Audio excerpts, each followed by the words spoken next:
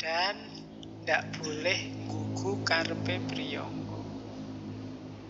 Nggak boleh sakarepe dhewe. Apa-apa dipikir.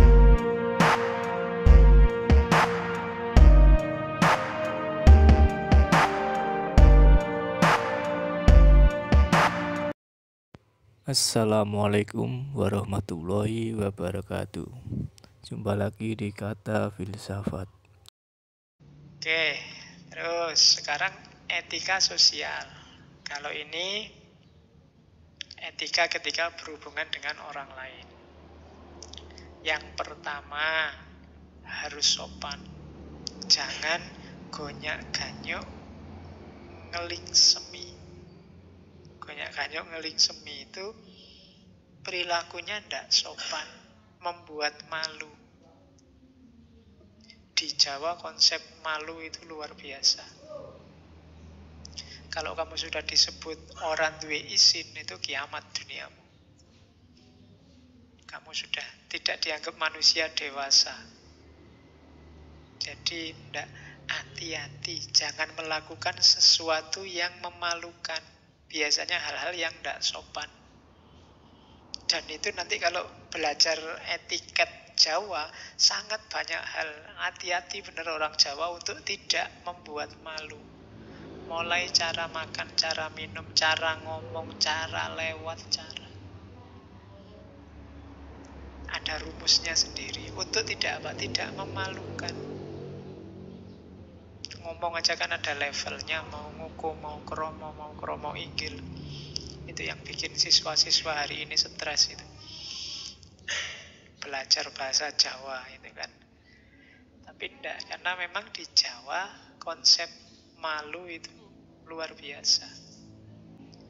Dan enggak boleh nggugu karepe priyangga.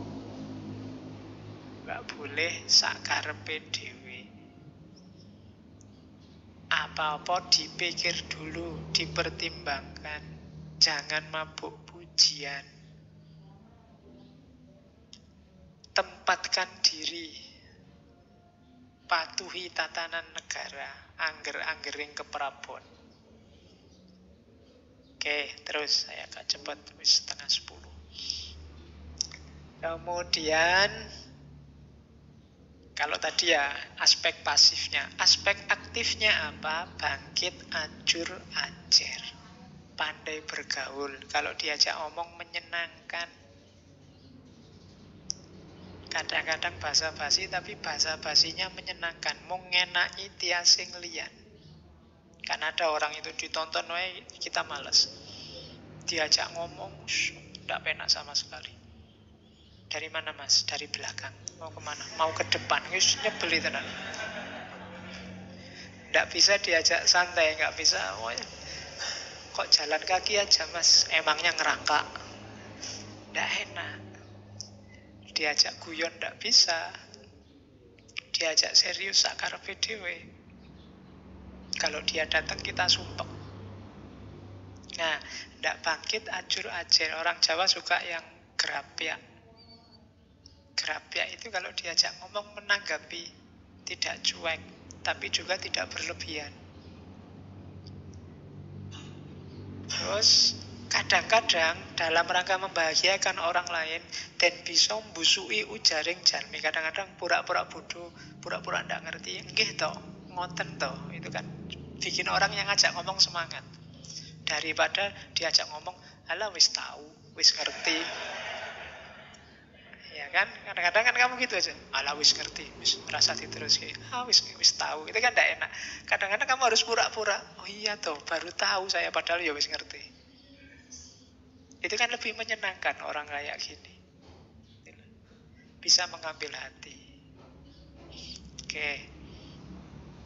Kemudian jangan berperilaku kayak orang dungu. Tadi sudah disebut ya, sombong, ingin dipuji, tidak mau kalah, meremehkan orang lain.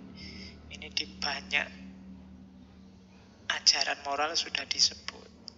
Nyawanya, sumbernya perbuatan jelek itu merasa besar, merasa tinggi, merasa sudah bisa.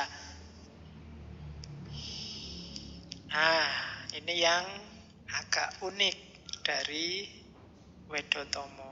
Kalau tadi kan berhadapan dengan manusia sama etika individual. Sekarang ada perilaku kita di hadapan Tuhan. Nanti ada 4 cara kita. Sembah rogo, sembah cipto, ada sembah jiwa, dan yang keempat sembah rasa. Sembah ini jangan selalu diartikan sholat sembahyang ya. Itu bikin orang salah paham, dianggap wah wong Jawa bid'ah kabeh sini. Enggak, sembah itu ya mungkin nanti yang sholat disebut sembahyang. Sembah itu kan menyembah, yang itu Tuhan. Sembah yang itu menyembah Tuhan. Hidup kita itu isinya sembah semua. Sembah itu persembahan untuk Tuhan. Ya ada yang formal kayak sholat, ada yang ngaji kita ini termasuk sembah. Kita persembahkan untuk Tuhan. Karena kalau ada yang tidak sembah untuk Tuhan, tidak dipersembahkan untuk Tuhan, ya hidup kita sia-sia. Wong inna lillahi wa inna ilaihi roji'un. Inna sholati wa nusuki wa mahyaya wa mamati lillahi rabbil alamin. Sholatku, ibadahku, hidupku, semuanya persembahan untuk Tuhan. Maka lakukan yang terbaik. Kalau sedang belajar, belajar sekeras-kerasnya. Kamu sedang mempersembahkan sesuatu untuk Tuhan. Kalau kamu sedang ngaji, ngaji seserius mungkin. Kamu sedang mempersembahkan sesuatu untuk Tuhan. Kalau makan juga makan yang serius. Jangan disambi macam-macam yang menghilangkan nilai sakralnya makan. Karena kamu sedang mempersembahkan sesuatu untuk Tuhan. Dalam Islam segala hal kan ibadah. Nah, ada level etisnya di hadapan Tuhan. Yang pertama namanya sembah rogo. Sembah rogo ini yang sholat lahir yang kita lihat. Jadi sholat 5 waktu, fisik sifatnya, wudunya pakai air.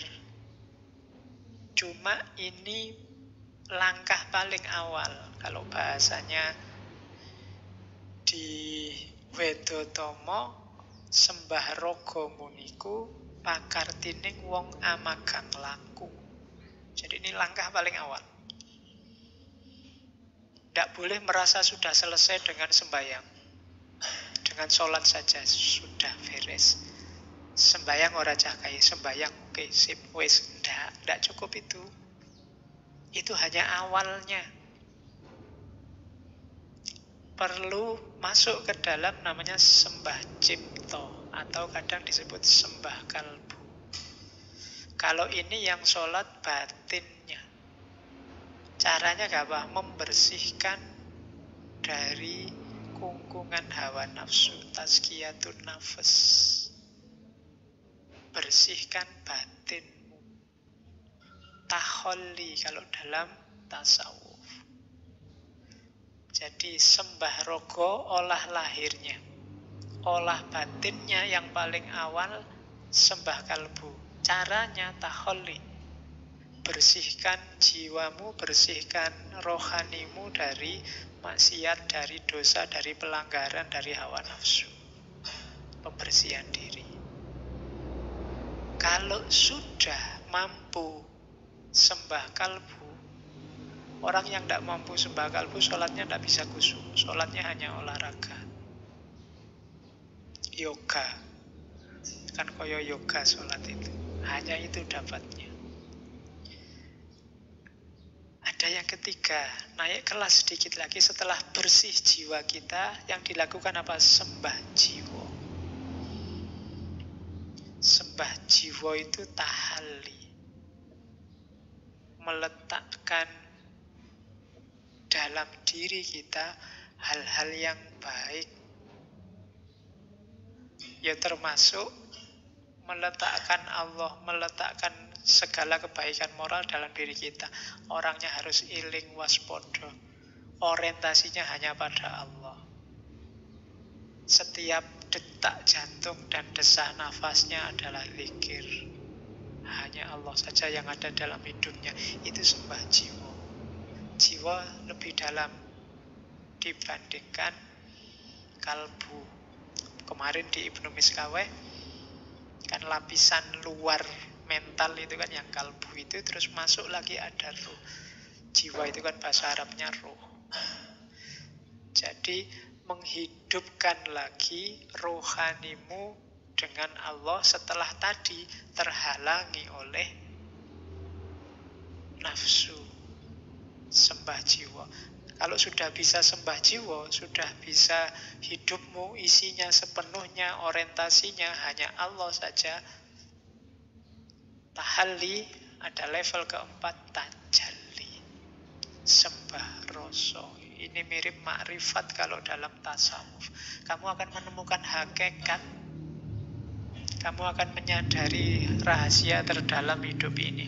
Dan kalau sudah nyampe sembah rasa, itu kamu sudah nyambung langsung sama Allah. Mursyidmu juga sudah tidak ikut-ikut lagi.